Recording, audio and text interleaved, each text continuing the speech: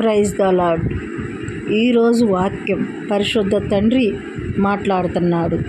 సామెతల గ్రంథము 4వ అధ్యాయము 21వ వచనములో చూసినట్లయితే, నా కుమారుడా, లెస్సైన జ్ఞానమును వివేకమును భద్రం చేసుకొనుము, వాటిని నీ కన్నుల ఎదుట నుండి తొలగిపోనీయకము, అది నీకు జీవము కాదు.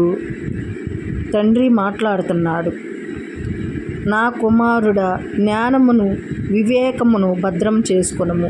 మన హృదయములో తండ్రిని మనము నమ్ముకున్నప్పుడు, తండ్రి సృష్టికర్త, మనల్ని సృష్టించిన వాడు, మనల్ని గర్భములో నుంచి రూపింపక మునిపే తండ్రి అన్నీ గుర్తెరిగి ఉన్నాడు.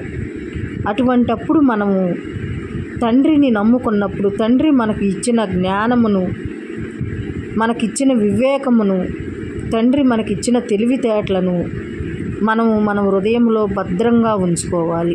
ప్రతి క్షణము మనము ఏమి చేస్తున్నామా, మనము సత్యమును, జీవమును, మార్గమును తెలుసుకొని మనము తండ్రి మార్గంలో నడుస్తున్నామా, మనము త్రోవ తప్పినామా, ముళ్ళ కంచెలో నుంచి మనము నడుస్తున్నామా, నీతి మార్గంలో నడుస్తున్నామా అని ఆలోచించుకొని మన హృదయములో తండ్రి ఇచ్చిన జ్ఞానమును మనం భద్రపరుచుకోవాలి. ఎందుకంటే తండ్రి వాటిని చూస్తున్నాడు. నీ కన్నుల ఎదుట నుండి తొలగిపోనీయకము, అది నీకు జీవముగాను. తండ్రి మనం ఇప్పుడు మన కన్నుల ఎదుట నుంచి తొలగిపోనీయకము. ఆ సత్యము, జీవము, నీతికి వారసులుగా మనము నడిచేటప్పుడు మన కన్నుల ఎదుట నుంచి మనం అది ప్రక్కకు త్రోవ తప్పకూడదు. మనం వెళ్ళే దారి ఎలా ఉంది, ఏంటి, ఇది నీతి మార్గమా, చెడు మార్గమా అని చెప్పి మనం చేసే పనులలో, మనం నడిచే నడకలో, ప్రతి విషయంలో మనం కన్నుల ఎదుటి నుంచి దాన్ని తొలగిపోనీయకూడదు. తండ్రి మాట్లాడుతున్నాడు. మనం తండ్రిని నమ్ముకున్నప్పుడు మన బిడ్డల విషయంలో కానీ, మన కుటుంబ విషయంలో కానీ, మనం చేసే వ్యాపారంలో కానీ, ఉద్యోగంలో కానీ, ప్రతి దానిలో మనకు తండ్రి తోడుగా ఉంటాడు. అలాంటప్పుడు మనము జ్ఞానమును మనము భద్రంగా మన హృదయంలో భద్రపరుచుకోవాలి. తండ్రిని మనం గూడు కట్టుకోవాలి మన హృదయంలో. అప్పుడే మన కార్యం జరుగుద్ది. నీవు చింతించిన అవసరం లేదు. నీకు తండ్రి త్వరలో నీకు ఉద్యోగం ఇవ్వబోతున్నాడు. నువ్వు దేనికి బాధపడుతున్నావు, నువ్వు దేనికి చింతించుతున్నావు? తండ్రికి సమస్తము సాధ్యమే. యెహోవాను ఆశ్రయించుట మేలు, పరిశుద్ధ గ్రంథంలో ఉంది. నరులను నమ్ముట కంటే యెహోవాను ఆశ్రయించుట మేలు. తండ్రిని నమ్ముకోవటం మేలు.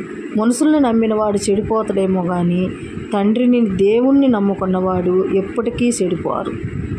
తండ్రి ఉద్యోగం ఇస్తాడు, నీకు సమస్తము ఇస్తాడు. ఆయన నీ బిడ్డల పక్షాన కార్యం చేస్తాడు. నీ అప్పుల బాధలో నుంచి తప్పిస్తాడు. తండ్రి ప్రతిదీ తండ్రి చూస్తూ ఉంటాడు. నీవు బాధపడితే తండ్రి బాధపడతాడు. అయ్యో నా బిడ్డ కన్నీరు కార్చుతుంది, అయ్యో నా బిడ్డ బాధపడుతుంది, నీ కన్నీరు తుడిసి తండ్రి కొంగు సాటున నిన్ను భద్రపరుచుకుంటాడు. గాయపడ్డస్తం నీకు తోడుగా ఉంచుతాడు. ప్రతి విషయంలో తండ్రి నీకు తోడుగా ఉంటాడు. ఈ రోజుల్లో ఇప్పుడు జరిగే ఈ యాక్సిడెంట్లు కానీ, ప్రతి విషయంలో నీవు పొలాల్లో తిరిగేటప్పుడు కానీ, ఎక్కడైనా సరే విషసర్పాల నుంచైనా తండ్రి నిన్ను కాపాడుతూ ఉంటాడు. పోయిన కరోనా టైంలో ఎంతమందో నశించిపోయినారు, పురుగుల వలె నశించిపోయినారు.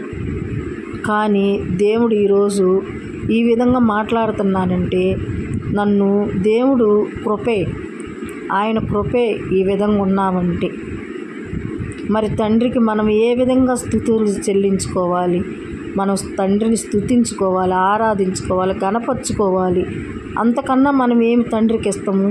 తండ్రికి ఆయన కోటీశ్వరుడు, ఆయన సమస్తము ఆయన చేతిలో ఉంది.